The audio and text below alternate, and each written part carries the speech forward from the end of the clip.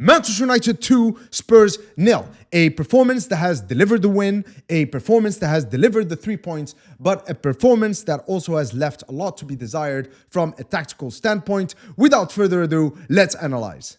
Before I get started, it's very important for me to set the context of this performance by Manchester United because the truth of the matter is that Thomas Frank has actually made life, from a tactical standpoint, quite difficult for Michael Carrick in the first 27, 28 minutes of the game prior to that Christian Romero red card. And this is due to two main factors. The first one is Spurs' ability to bypass Manchester United's press in the build-up phase, as well as blocking Michael Carrick's main avenue when it comes to unlocking a low block. So, let's have a look. Football coaches are rational people. Rational in the sense that if something works tactically, then it usually stays. They stick with it. And in the game against Fulham, Michael Carrick has used a build-up with a back three in order to put the Fulham defense off their balance as a way of unlocking that low block defense, an organized defense. So basically in the game against Fulham, you would have a build-up with a back three with Dalot acting as the right-sided centre-back. The reason why Michael Carrick did that is not because he wanted to go back to the Ruben Amorim principles, but rather because this shape is actually what enables him to achieve his core objective, his main objective. Because what he's trying to do effectively with Luke Shaw right here, creating the width on the left, it allows Matheus Cunha, Mbeumo, Bruno, Casemiro, and Kobbie Mainoo to operate in this area right here. That's a lot of talent, which means that instinctively, the opposition, they are going to actually overload these areas, basically kind of like tilting towards the left-hand side of the Manchester United shape, which actually frees up these areas right here where Amad Diallo is the one who provides the width. The idea is that the moment you switch the play right here, Amad Diallo is going to be in a 1v1 situation, and then the Manchester United players can actually target these half spaces right here. That's actually how we were able to score that Casemiro goal against Fulham, with Matheus Cunha exploiting these spaces right here. But here in this game against Spurs, Sarr right here, who was actually tasked by marking this space right here, he was following Bruno Fernandes, and as you just saw, I mean, he realized that actually Bruno Fernandes is not the danger, that eventually Manchester United, as per Thomas Frank's instructions, were actually looked to go towards this pattern. As you can see here, Matheus Cunha is also looking towards Amad because Casemiro is going to go towards Amad, and then you see it's kind of like a rehearsed move by the Manchester United players in that he's going to go and try to attack this half space. But again here, because Sarr was on it, then of course Matheus Cunha was not able to find any space to receive the ball, so then Amad just gave up on that, and then he goes back. And so we try to actually unlock the Spurs defense using this pattern, which has worked quite effectively against Fulham. But again, Spurs were ready for it. And this is a key example of a manager, in this case, Thomas Frank, just scouting the opposition, Michael Carrick, understanding how they would like to play, and then just coming up with a simple plan, simple instructions in order to nullify, that threat.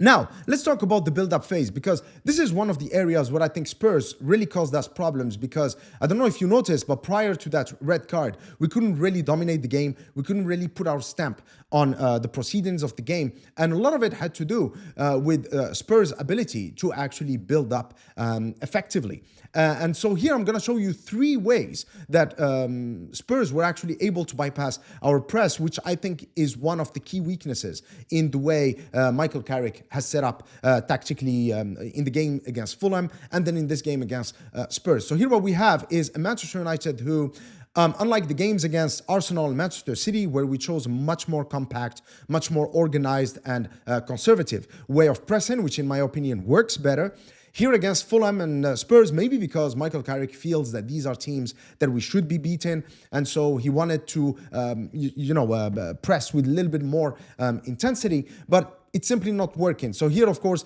they build up in that back three kind of shape. But then here what we have is, as the Manchester United players, as you see, the double pivot players are also involved by man marking Spurs double pivot right here, Sarr and Palhinha. What happens is classic. We've seen this under Erik ten Hag, we've seen it under Ruben Amorim, and now again under Michael Carrick, is that these spaces can easily be exploited by, a marauding, wide player or number 10, like in the case of Xavi Simon right here. So pretty much our whole, 4-4-2 shape in the press here with Mbeumo and Amad everything is just taken out, and this space right here is free for it to be exploited, one pass, and then they are able to bypass the press. And again here, just 3 minutes after that, we have the same situation again. We are pressing with these 3 players ahead, but then here Udogie is going to be able to receive the ball. But again, Simmons, because of his movement right here, he's able to occupy both Diogo Dalot and Amad Diallo, which of course frees up this channel right here for Udogie to go and run with the ball, okay? Again, allowing them to have that vertical progression in the build-up. And of course, every time they are able to progress the ball vertically, it puts us on the back foot. It allows them to have more possession, longer periods of time where they have the ball and we don't, etc. So it just allows him to gain more and more control of the game. Here is another situation again, same pattern in that press, but then here Simmons goes the other way. He goes wide, again taking with him Amad and Diallo, but then again this opens up this channel right here for Solanke, who's dropping deep again. So again, that was 3 minutes after that sequence. So pretty much the 3 clips I've showed you right here, they were basically 3 minutes spaced between each other. So again, just showing how easy it was for Spurs to actually just bypass our press and build up effectively. Of course, luckily for us, we were quite solid defensively, so these progressions through the build-up did not really result in shots on goal or goals,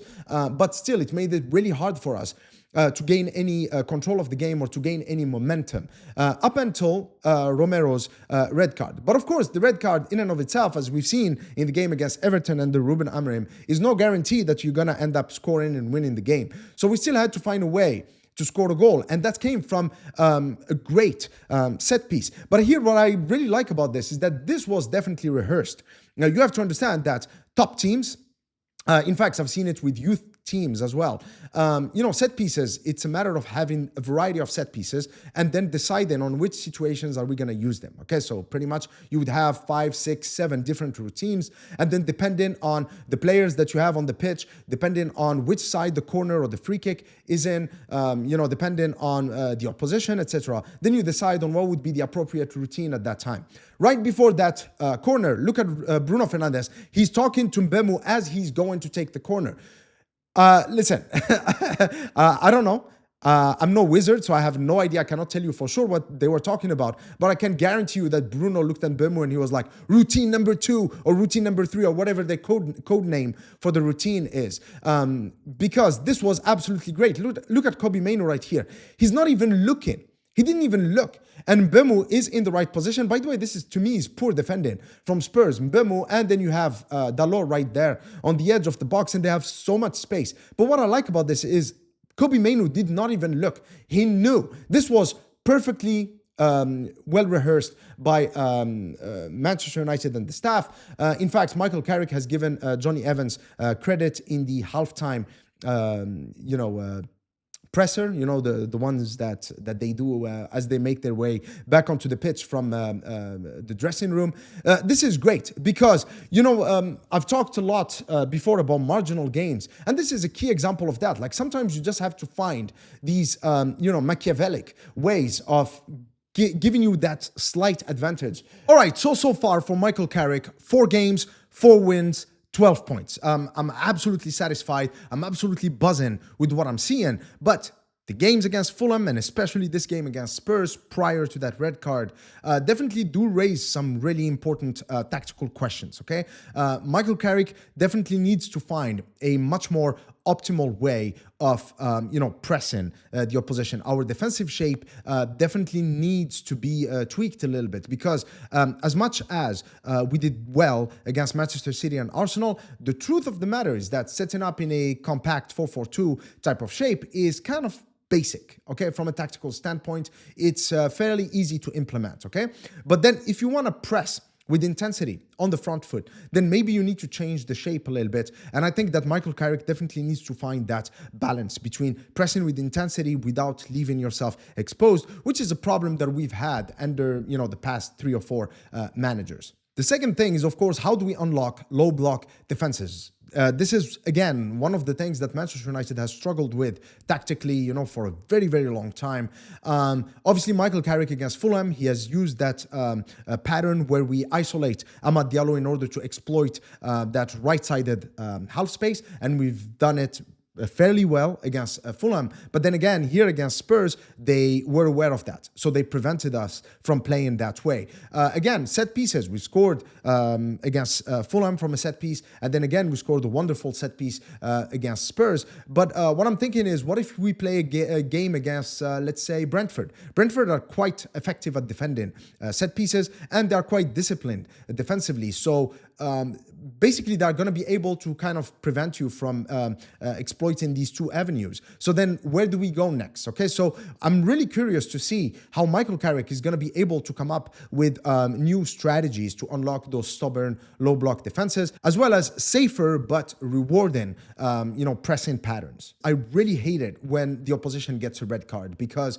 as a Manchester United fan, don't get me wrong, I love it, okay? Because it means the game is easier for you, the chances of winning are higher. So yeah, I love it. But then as someone who is making these tactical analysis videos, those red cards, they just remove, any evaluation that you can make about what you observe tactically, because you don't know whether you should really credit the tactical creativity of the manager in those situations, or just the fact that the opposition has one player less than you do. So yeah, sometimes it's difficult. So I apologize for not having, more clips as well as more, tactical principles for you here in this video to sink your teeth in. But I hope that you've enjoyed this tactical analysis nonetheless. If you did, please give the video the thumbs up and let me know what you think about Manchester United's performance in the comment section below. Until next time, cheers.